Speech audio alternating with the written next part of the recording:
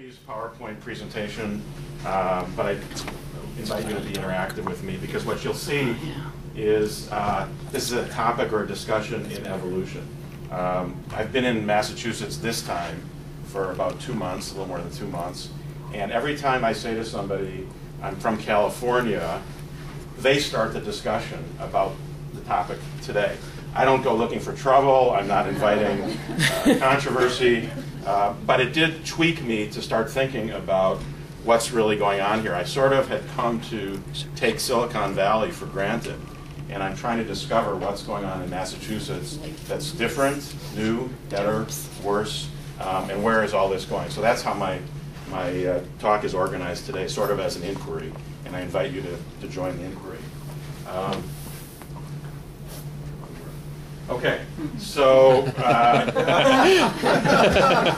is it Casual Friday today?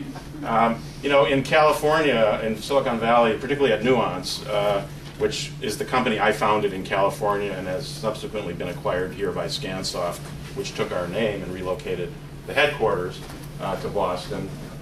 Casual Friday didn't cut it anymore because it was always casual. It was casual Monday, Tuesday, Wednesday. So we introduced Hawaiian Shirt Friday.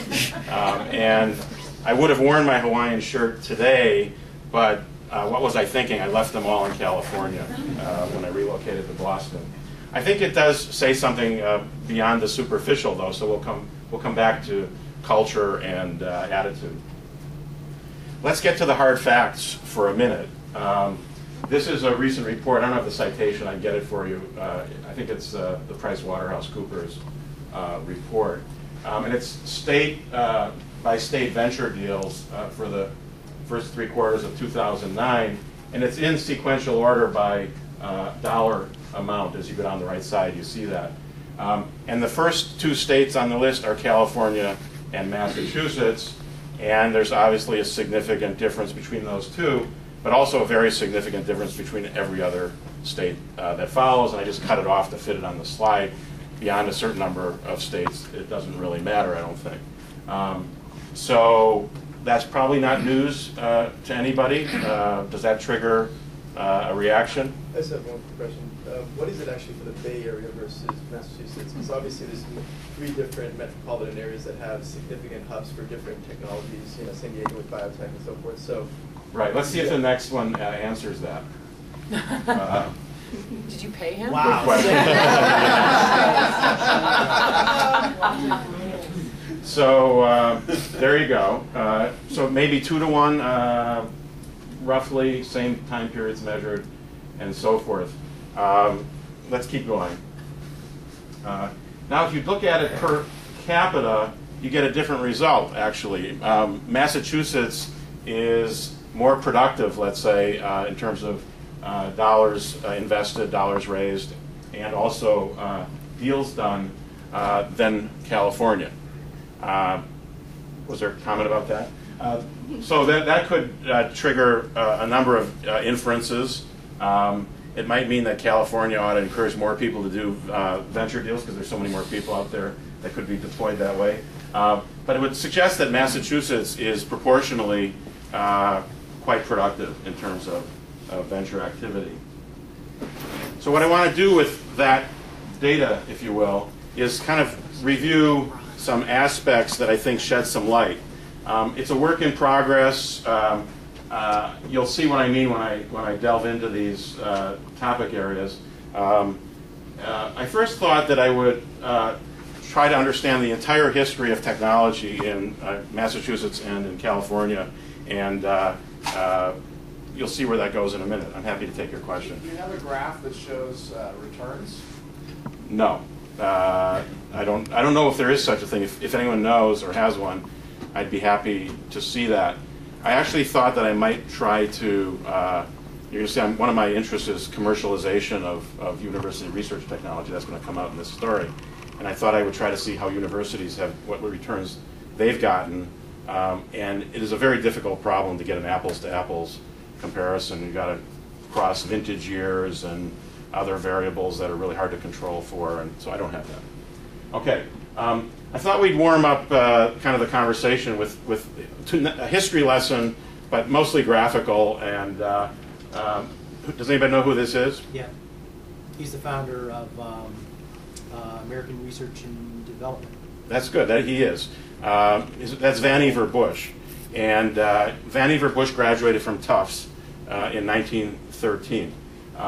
He is sort of at the beginning of all sorts of government support and influence on the technology world, and is credited with being a key advisor to Roosevelt when the atom bomb project was undertaken.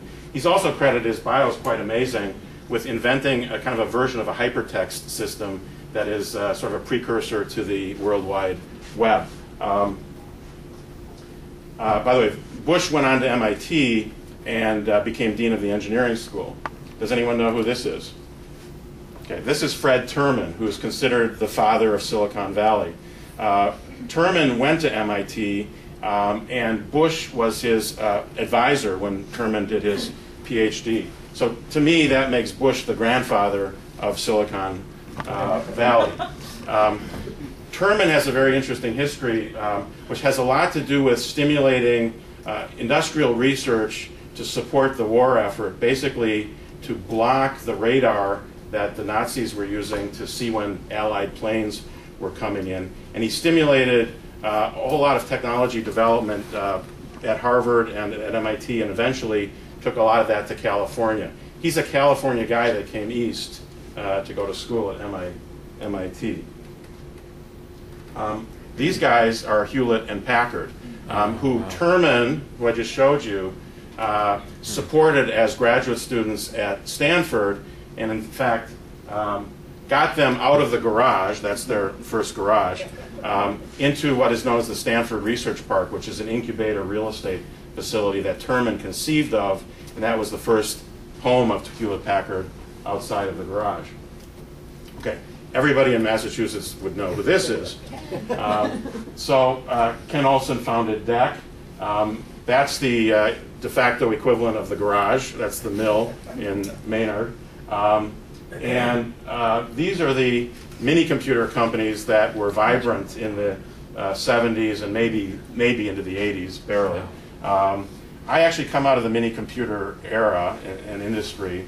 I was involved in a company that licensed the PIC operating system and ported it to a whole range of mini computers, starting with Honeywell and DEC products also, finally IBM and Tandem.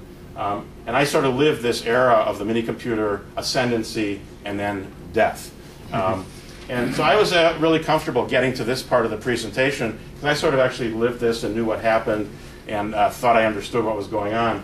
And then I sat and looked at my screen and kind of scoped the internet a little bit and decided it really wasn't useful to try to figure out the next 20 years because as I thought about what we're going to talk about today, a number of other things have started to happen that sort of make what happened since the end of DEC, if you will, or the end of Prime and Wang and Data General, I think not that important, actually. But I think this is what is sort of the lever, the fulcrum in the conversation that has happened when I tell people I'm here from California and I'm looking at technology in Massachusetts. And a lot of people are still sort of washed up on the shoals of these companies' natural death as other things happen in technology. And I guess my attitude at this point is let's collectively go past this and see what the opportunities are. In my personal case, that led to the founding of Nuance Communications. I finished my tenure with the mini computer company I was involved with and went looking for a technology opportunity. It took me to California.